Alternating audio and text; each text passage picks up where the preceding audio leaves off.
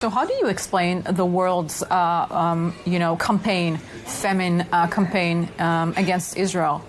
Well, so I can't explain that, and the debate over the term famine is for others.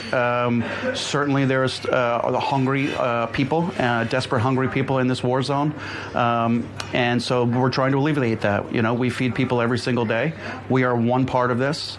GHF was never meant to replace the UN.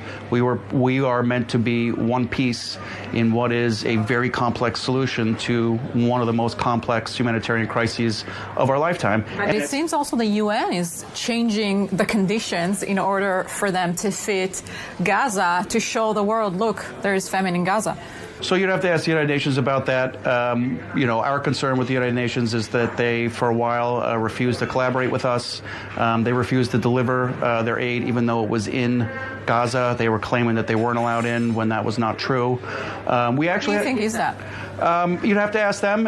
It could be corruption. It could be politics. It could be any number of reasons. Would you say the UN is cooperating with Hamas? The United Nations, by their own metrics over the past 3 months, have gotten almost 90% of their aid diverted. That means 10% of the aid gets into the hands of the aid seekers who need it. We're at 100% delivering and zero diversion. Can UNRWA be trusted to provide food and aid to the Gazans, let's say, after the war is over?